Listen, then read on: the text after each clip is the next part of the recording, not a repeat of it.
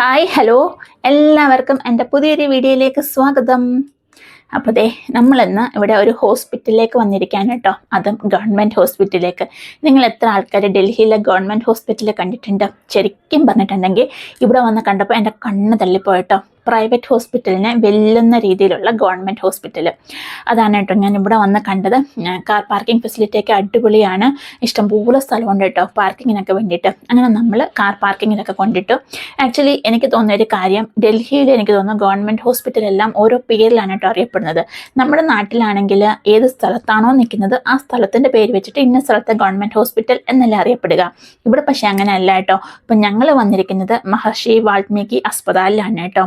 ഇത് കൂടാണ്ട് ഞാൻ കേട്ടിരിക്കുന്നത് അംബേദ്കർ ഹോസ്പിറ്റല്, അതല്ലാണ്ട് ലോക് നായക് ഹോസ്പിറ്റല്, ദീനദയാൽ ഹോസ്പിറ്റൽ എന്നൊക്കെ പറഞ്ഞിട്ടുള്ള ഗവൺമെൻറ് ഹോസ്പിറ്റൽസ് ആണ് കേട്ടോ ഇതൊക്കെ. ഇതിനൊക്കെ ഓരോ പേരുണ്ട്. ഇവിടെ വന്നിട്ട് ഞാൻ ആദ്യം നോട്ടീസ് ചെയ്തൊരു കാര്യം എന്താണെന്ന് പറയട്ടെ, ഇവിടുത്തെ നീറ്റ് ആൻഡ് ക്ലീൻ. ഞാനിവിടെ ഡൽഹിയിൽ വന്നതിന് ശേഷം ഞാൻ ആദ്യമായിട്ടാണ് ഇത്രയും നീറ്റ് ആൻഡ് ക്ലീൻ ആയിട്ടുള്ളൊരു സ്ഥലം ഞാൻ കാണുന്നത്.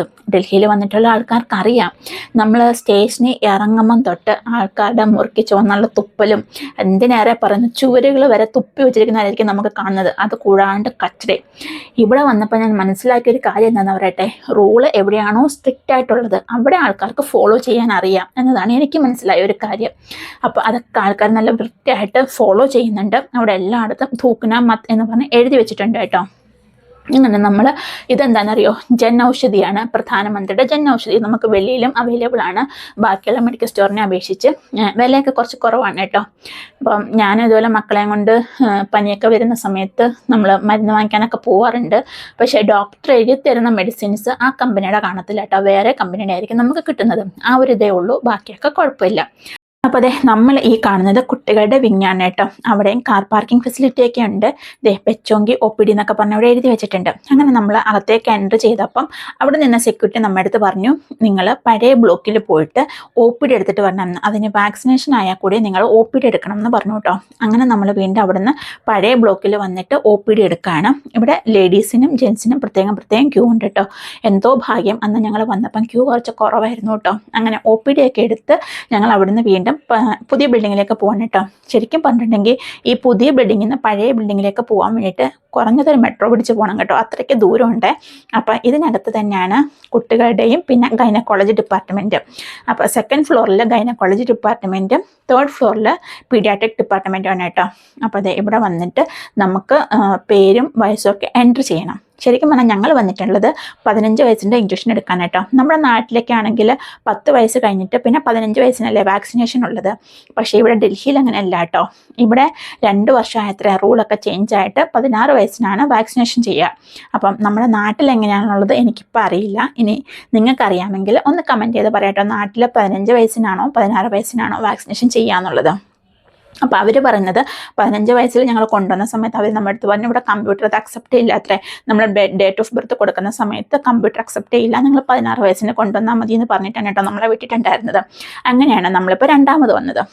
അപ്പോൾ അവർ നമ്മുടെ അടുത്ത് അകത്തേക്ക് പൊക്കോളാൻ പറഞ്ഞു. അപ്പോൾ ഇതിൻ്റെ റൈറ്റ് സൈഡിലുള്ളത് വാക്സിനേഷൻ റൂമും ലെഫ്റ്റ് സൈഡിൽ ഡോക്ടേഴ്സാണ് കേട്ടോ ഇരിക്കുന്നത്. 2 ഡോക്ടേഴ്സ് അവിടെ ഇരിക്കുന്നുണ്ട്. അതിൽ ഒരു ഡോക്ടറിൻ്റെ അടുത്ത് നല്ല തിരക്കാണ് കേട്ടോ. അപ്പോൾ പീഡിയാട്രിക് വിങ്ങും കൂടി ആയതുകൊണ്ട് നല്ല തിരക്കാണ് ഡോക്ടറിൻ്റെ അടുത്ത്. അപ്പോൾ ഒരു ഡോക്ടറിൻ്റെ അടുത്ത് വലിയ തിരക്കില്ല, 3-4 ആൾക്കാർ മാത്രമേ ഉള്ളൂ കേട്ടോ. അപ്പം എനിക്ക് കൺഫ്യൂസായി അവിടെ ചെന്ന് കഴിഞ്ഞപ്പം ഇനി ഏത് ഡോക്ടറെ കാണാനാണ് സിസ്റ്റർ പറഞ്ഞതെന്നുള്ളത് എനിക്കറിയില്ലല്ലോ. അപ്പം ഞാൻ അവിടെ കുറച്ച് നേരം നിന്നിട്ട് ഡൗട്ട് അടിച്ച് നിന്നപ്പം അതുവഴി സിസ്റ്റർ വന്നപ്പോൾ സിസ്റ്ററിനോട് ചോദിച്ചു കേട്ടോ, ഇതിൽ ഏത് ഡോക്ടറിനെ കാണാൻ വേണ്ടിയിട്ടാണ് പറഞ്ഞതെന്നുള്ളത്. അപ്പോൾ സിസ്റ്ററിൻ്റെ അടുത്ത് പറഞ്ഞു, നിങ്ങൾക്ക് വാക്സിനേഷന് വേണ്ടിയിട്ടല്ല ഏത് ഡോക്ടറിനെ കണ്ടാലും മതി എന്ന് പറഞ്ഞു. അപ്പോൾ പിന്നെ നമ്മൾ എവിടെയാണോ തിരക്ക് കുറവുള്ളത് അവിടെ കയറി കാണുമല്ലോ. അങ്ങനെ നമ്മൾ അതിനകത്ത് കയറി കേട്ടോ. അങ്ങനെ അതിനകത്ത് ആ തിരക്ക് കുറഞ്ഞ ഡോക്ടറിനെ കണ്ടു. അപ്പോൾ ആ ഡോക്ടർ നമ്മുടെ അടുത്ത് പറഞ്ഞു, ഞാൻ 12 വയസ്സ് വരെയുള്ള കുട്ടികളുടെയാണ് നോക്കുന്നത്, അത് കഴിഞ്ഞിട്ടുള്ളത് നിങ്ങൾ 104 പോകണമെന്ന്. അങ്ങനെ വീണ്ടും നമ്മൾ അവിടുന്ന് പഴയ വിങ്ങിലേക്ക് വന്നിട്ട് നമ്മൾ എവിടെയാണോ OPD എടുത്തത് അവിടെയാണ് കേട്ടോ 104 ഉള്ളത്. അപ്പോൾ ഇവിടെ എന്താ പ്രശ്നം പറ്റുമെന്ന് അറിയാമോ, എൻ്റെ വാക്സിനേഷൻ കാർഡിനകത്ത് 15 വയസ്സിൻ്റെ അവിടെ TT എന്നാണ് കേട്ടോ എഴുതി വെച്ചിരുന്നത്. പക്ഷേ ഞാൻ ഓൾറെഡി ആ ഡോക്ടറിൻ്റെ അടുത്ത് പറയുന്നുണ്ടായിരുന്നു 16 വയസ്സിൻ്റെ ഇഞ്ചക്ഷനാണ്, വാക്സിനേഷൻ എടുക്കാൻ വേണ്ടിയിട്ടാണെന്ന് പറഞ്ഞിട്ടും കൂടി ആ ഡോക്ടറിന് മനസ്സിലായില്ല. ഞാൻ കാർഡും കാണിച്ചതാണ്, എന്നിട്ടും ആ ഡോക്ടറിനത് മനസ്സിലായില്ല. ഡോക്ടറിന് അറിയത്തില്ല 16 വയസ്സിൻ്റെ ഇഞ്ചക്ഷൻ എടുക്കും. നമ്മുടെ നാട്ടിൽ 15 വയസ്സിൻ്റെ എടുക്കും, ഇവിടെ 16 വയസ്സിനാണ്. അപ്പം നമ്മൾ പറഞ്ഞു കൊടുക്കണം 16 വയസ്സിൻ്റെ ഇഞ്ചക്ഷൻ ഏതാണെന്ന്. അവരെന്നിട്ടും ചോദിക്കാണ് പട്ടി കടിച്ച ഇഞ്ചക്ഷൻ ആണോ എന്നൊക്കെ അവസ്ഥ.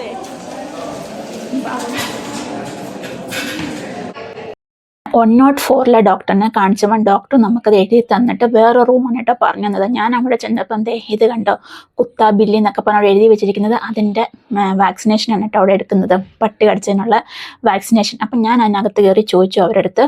അപ്പം അവരെൻ്റെ അടുത്ത് പറഞ്ഞു ഇവിടെ അല്ലാതെ എടുക്കുന്നത്, നിങ്ങൾ എവിടെ നിന്നാണോ വന്നത് അവിടേക്ക് പോകാൻ പറഞ്ഞു.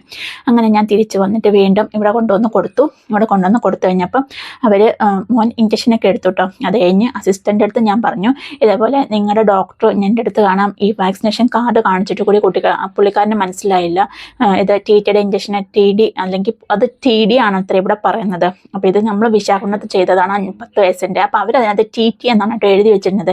എനിക്ക് കാർഡ് കാണിക്കുമ്പോഴെങ്കിലും അത് മനസ്സിലാവേണ്ടേ ഡോക്ടറിന്. അപ്പം ഞാൻ കുറച്ച് പറഞ്ഞപ്പം പിന്നെ സിസ്റ്റർ എൻ്റെ അടുത്ത് സോറിയൊക്കെ പറഞ്ഞു കേട്ടോ.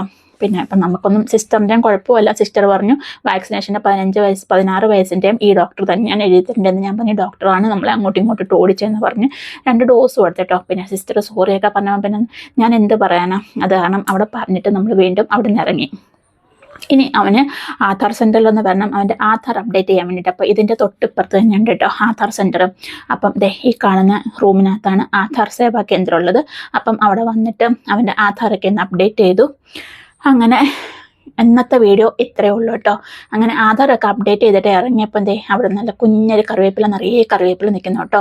നല്ല ഫ്രഷ് ആയിട്ടുള്ള കറിവേപ്പില ആയതുകൊണ്ട് ഞാൻ കുറച്ച് കറിവേപ്പിലയൊക്കെ പറിച്ചു കേട്ടോ. അപ്പോൾ അതൊക്കെ പറിച്ച് ഞാൻ വീട്ടിലേക്ക് പോവാണ്.